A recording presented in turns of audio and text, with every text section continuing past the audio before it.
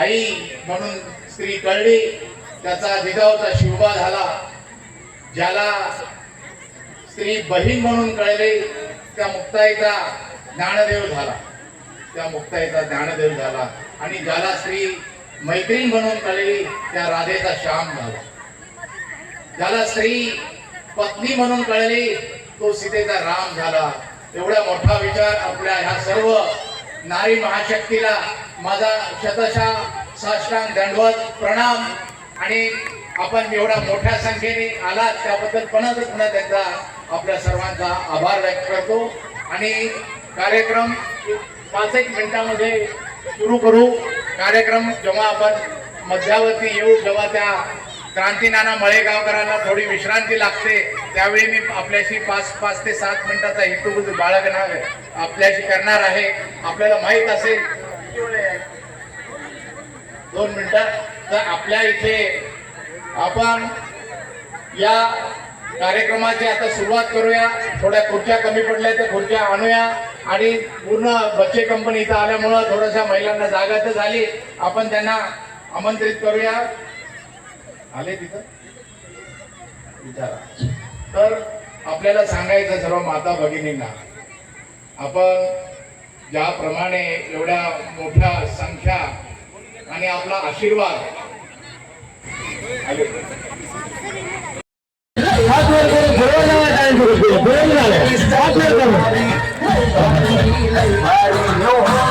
महाराष्ट्राचे comedy king पुण्यातील Krantinana Malegaonkar Balganga TV staff celebrity प्रयोग यांच्या ठिकाणी शुभागमन झालेलं आहे. सर्व मावलेल्या विनंती हात वर करून जय सोबत करूया. क्रांतीनाना मळेगावकर व बालगायिका सह्याद्री मळेगावकर यांचं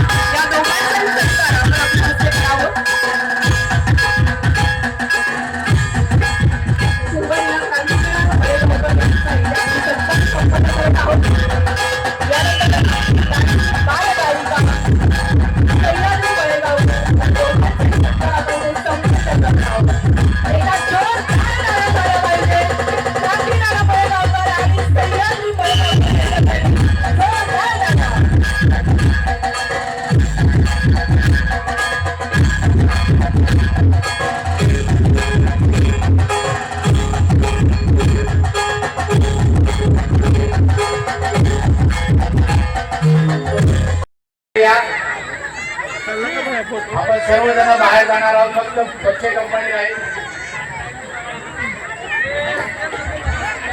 पुन्हा एकदा विनंती करते की कृपया आजचा हा कार्यक्रम फक्त आणि फक्त महिलांसाठीच आहे, तेव्हा सर्व पुरुष मंडळींनी बाहेर जावं अशी.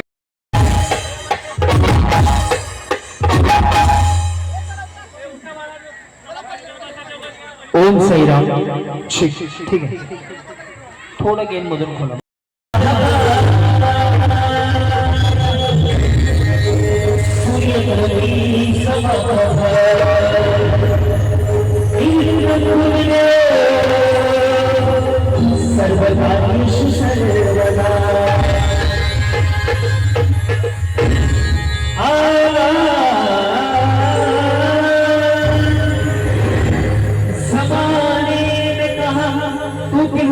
तस्वीर बनती है तेरे दरबार में साई बिगड़ी हुई तकदीर बनती है.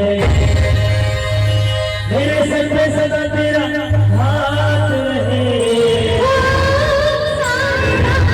मेरे सर पे वो मालिक सदा तेरा हाथ रहे.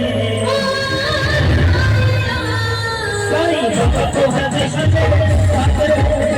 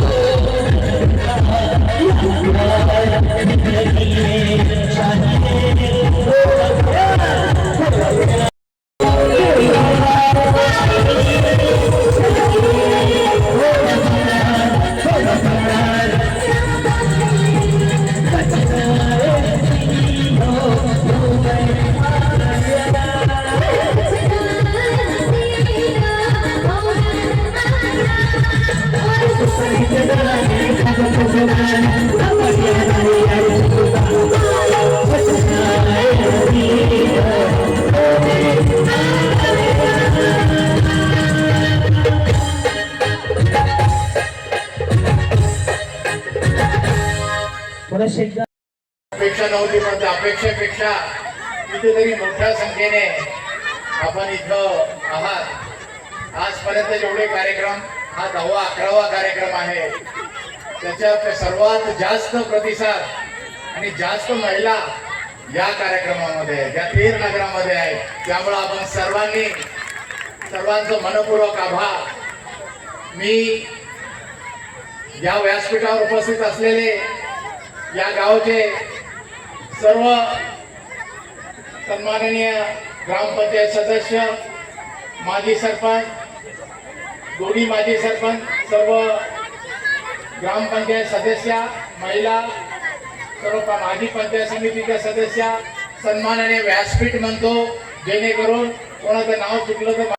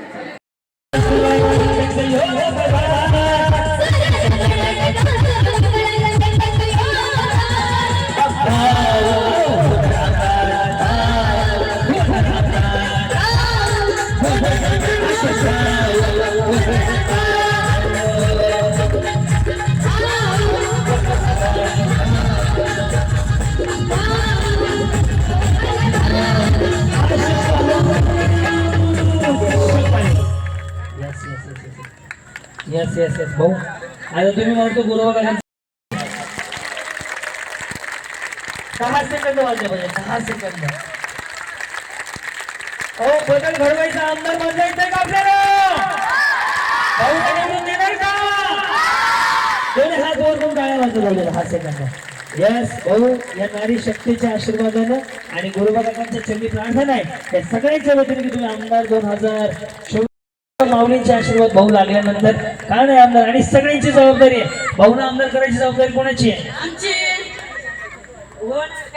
कार्यक्रम त्यांनी घेतला म्हटलं की होणारच, महिला सगळ्या आले तुमच्या त्यांच्यासाठी. आज मी संत गोरोबा चरणी प्रार्थना करते की एवढ्या सुंदर असा कार्यक्रमाचं आयोजन केलं आणि सर्व महिला खळखळून हसल्या आणि सगळ्यांना हसवण्याचं काम भाऊमुळे झालेलं आहे. तर मी खरंच मनापासून देवाला धन्यवाद करते की असं म्हणजे चांगलं एक व्यक्तिमत्व आपल्या समोर आज उभं आहे आणि या व्यक्तिमत्वाला आपण निवडून द्यावं घरघोस मतांनी, अशी मी आशा व्यक्त करते. सर येस, तुम्हाला काय म्हणायचं पूजा वहिनी? हो, ह्या पूजा वहिनी आहेत बरं का, लय वचन छान आहेत, रील आहेत, फेमस आहे तिकडच्या. आज मी 13 मध्ये आले, धाराशिवून 13 मध्ये मला येऊन पण 5 वाजले. आणि आज मी त्यांच्या स्टेजमुळं त्यांच्यामुळे उभा आहे, तर त्यांनी त्यांच्या पुढच्या वाटचालीस माझ्याकडे आवाज आहे दादा, कट होतोय. हा,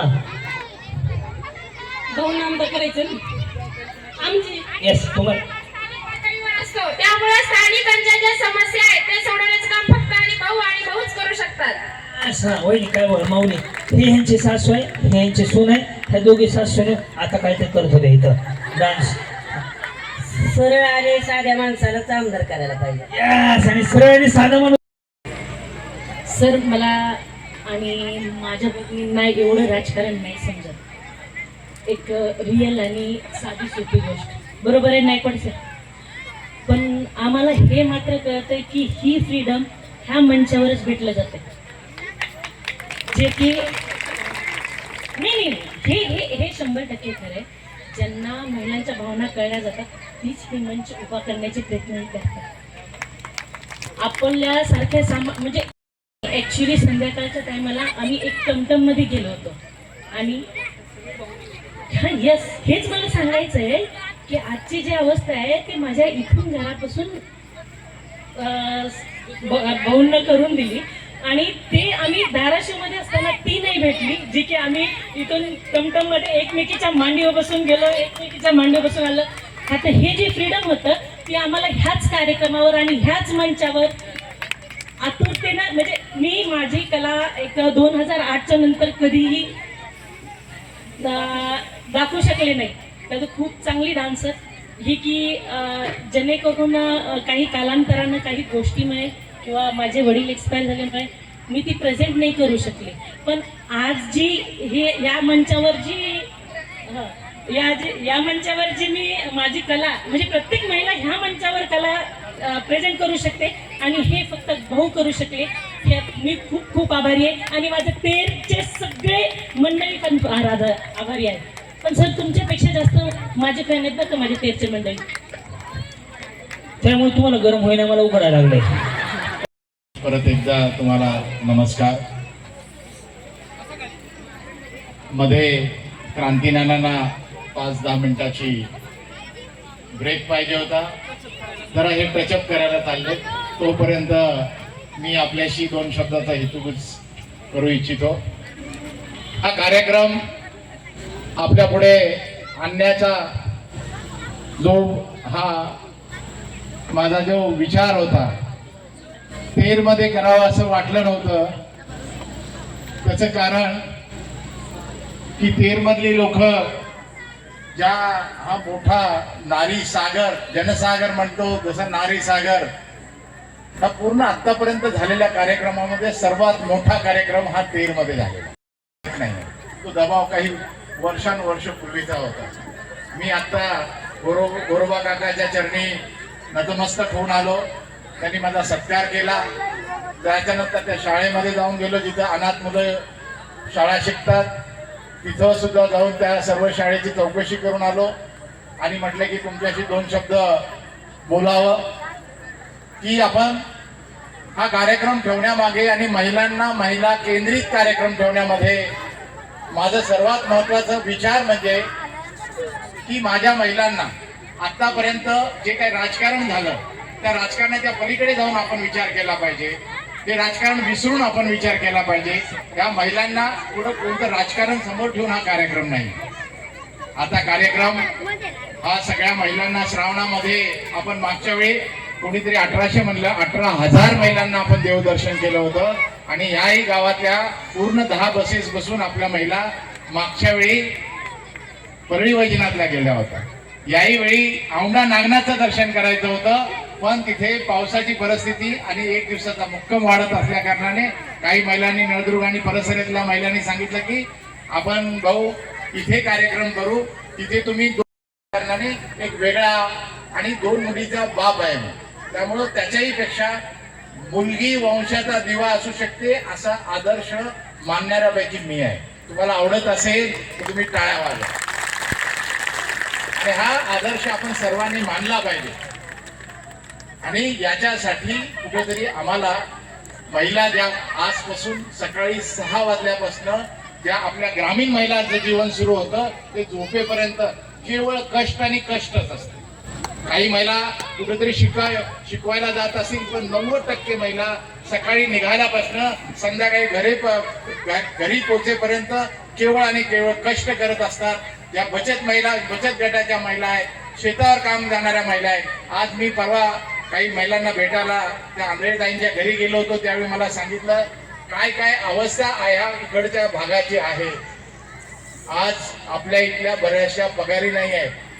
आज आपल्या इथे तुम्हाला महत्वाची गोष्ट म्हणजे तुम्ही सगळे जाणता, तुम्हाला सगळ्याला पाणी येतं का नळाला? किती वर्षापासून येत नाही पाणी.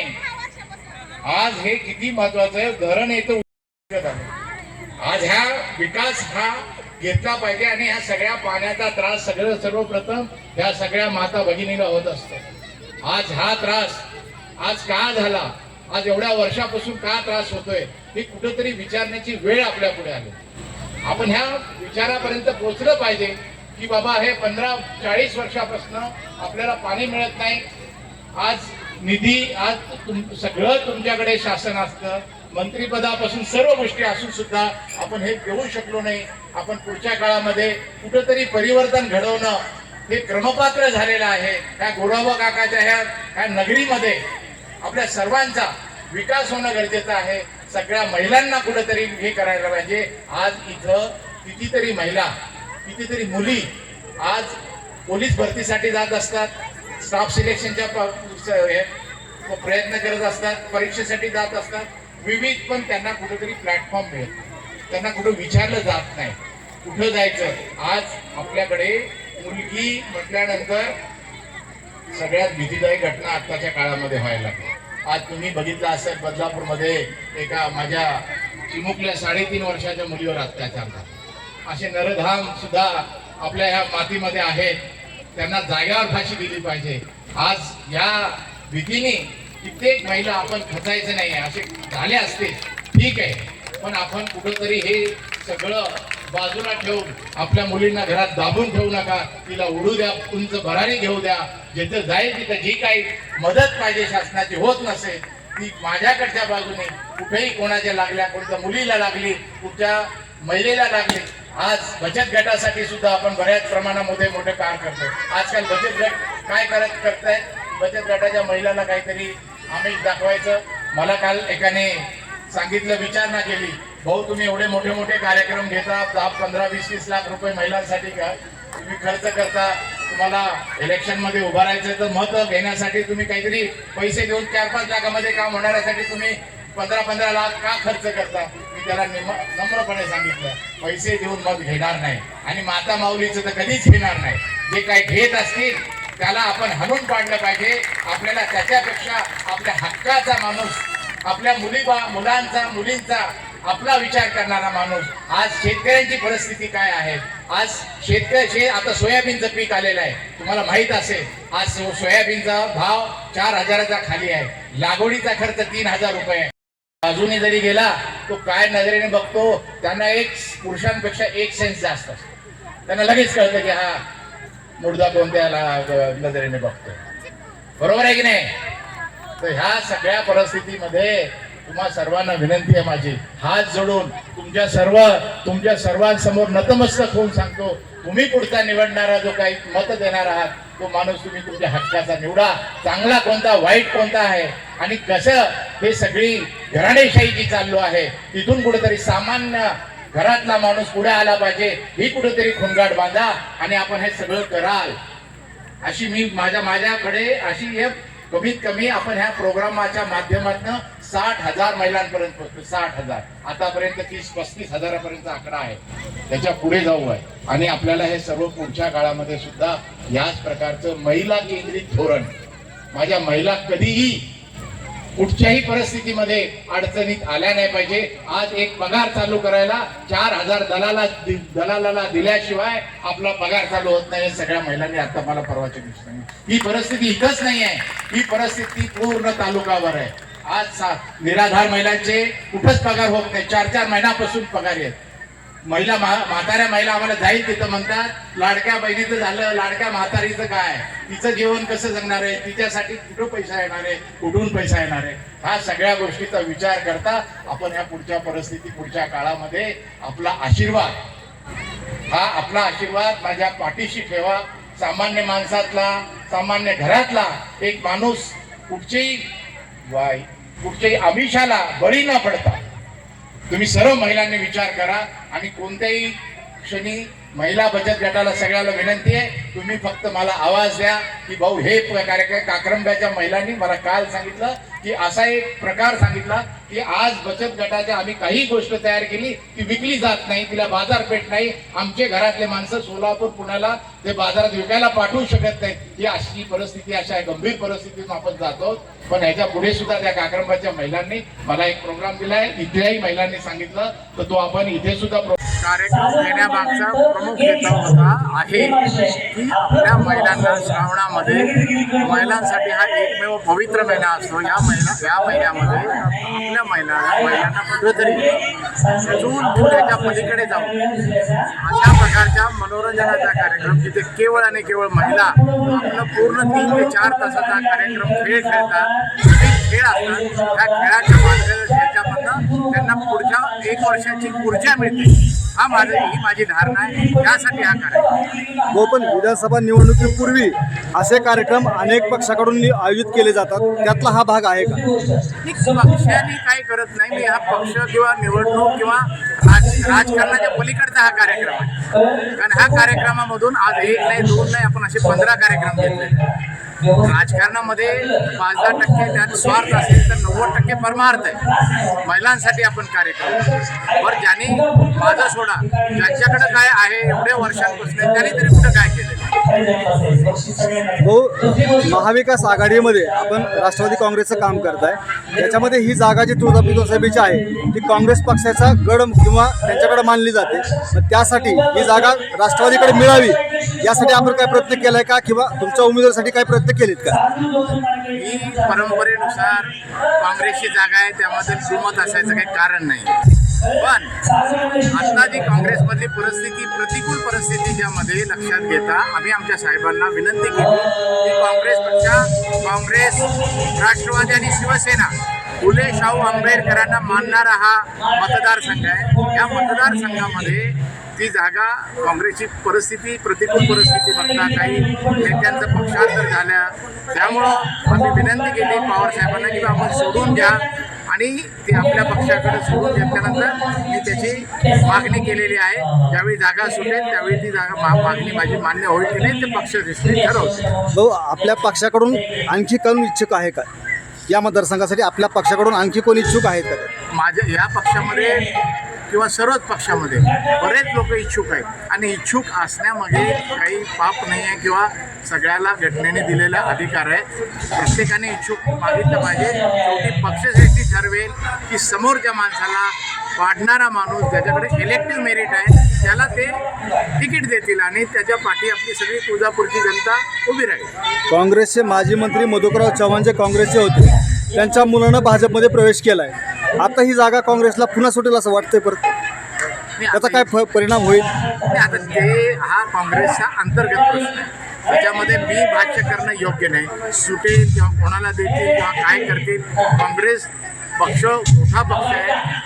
महाराष्ट्रातला काय पूर्ण भारतातला मोठा पक्ष जुना पक्ष आहे. ते ठरवतील. त्यामध्ये मी भाष्य करणं बरोबर आहे. पण ती जागा राष्ट्रवादीला मागायला जागा मिळते, स्पेस मिळतो.